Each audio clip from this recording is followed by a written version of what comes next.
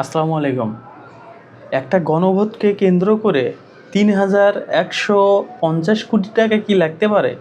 শুধুমাত্র একটা গণভোট আর একটা নির্বাচনকে কেন্দ্র করে এই একটা পদ্মা সেতুর মতো টাকা ব্যয় করা হচ্ছে, যেখানে এই সরকার নিজেরাই এসেছিল দুর্নীতি, ঘুষ এগুলো থামাতে। কিন্তু তাদের ৬টি মন্ত্রণালয় যেভাবে জনগণের টাকা চুষে খাওয়া শুরু করেছে, তাতে তারা যদি আর ১ মাস থাকতো তাহলেই বাংলাদেশের প্রায় বরাদ্দের অর্ধেক টাকাই মেরে দিত। দেখেন, এখানে একটা প্রতিবেদন এসেছে যে নির্বাচন আর গণভোটকে ঘিরে রাষ্ট্রের অর্থব্যয়ের একটা ভেতরের ছবি আপনাদের তুলে ধরার চেষ্টা করব।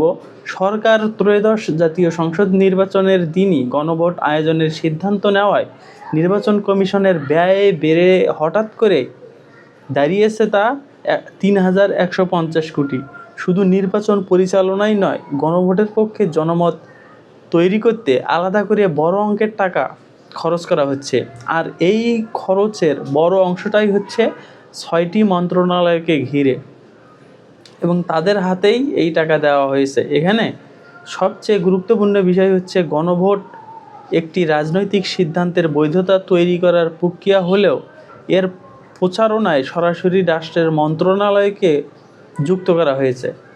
সংস্কৃতি, ধর্ম, তথ্য, এলজিডিআই, সমাজ কল্যাণ আর মহিলা শিশু বিষয়ক মন্ত্রণালয় ১৪০ কোটি টাকা শুধু গণভোটের প্রচার যে লক্ষ্য করে এজন্যই দেওয়া হয়েছে, বা তারা এটা খরচ লিখে দিয়েছে এবং সরকার তা বৈধতা ঘোষণা করেছে। মানে ১৪০ কোটি টাকা শুধু গণভোটের প্রচারের ক্ষেত্রেই।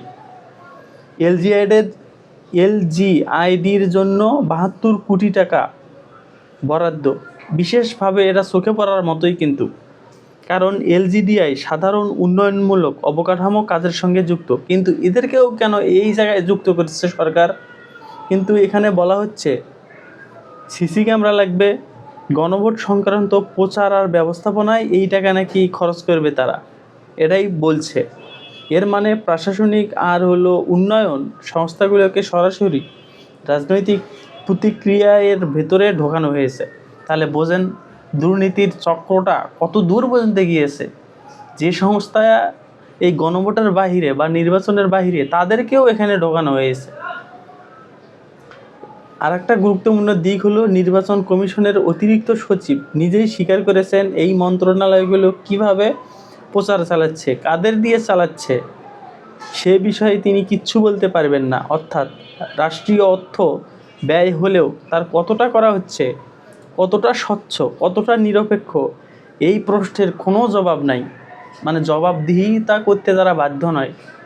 এটা নিরপেক্ষ হচ্ছে কি না, কাদের দিয়ে চালাচ্ছে, মানে মা ও বাপ না থাকলে যা হয় আর কি, সব মিলিয়ে গণভোট আর নির্বাচনকে ঘিরে মোট বরাদ্দ দাঁড়িয়েছে ৩,১৫০ কোটি টাকা, যার বড় অংশই হলো আইন শৃঙ্খলা বাহিনী আর প্রশাসনিক ব্যবস্থায় যাবে। কিন্তু গণভোটের প্রচারের নামে যে অর্থনৈতিক আর প্রশাসনিক শক্তি একপাক্ষিকভাবে ব্যবহৃত হচ্ছে, সেটাই এই খবরের আসল রাজনৈতিক ইঙ্গিত।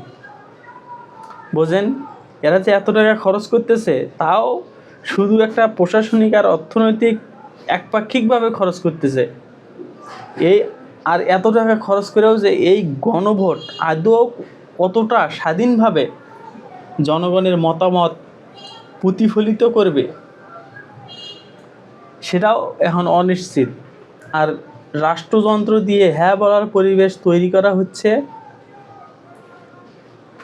মানে এই টাকাগুলোকে যাতে তাদের পক্ষে, তাদের যে 6টা ভবন আছে তাদের পক্ষে যেন যায় যে আমাদের টাকাটা স্বচ্ছ হয়েছে, আমরা হ্যাঁ ভোটে জয়যুক্ত করতে পেরেছি জনগণকে, বা জনগণকে উপলব্ধি করাতে পেরেছি, জনগণ হ্যাঁ ভোটে যুক্ত করেছে, আমাদের এই টাকাটা উসুল, সুতরাং এই টাকা নিয়ে তোমরা কোনো কথা বলিও না। তাহলে বোঝেন দুর্নীতির লাগামহীনতার যুক্তিটা কত দূর।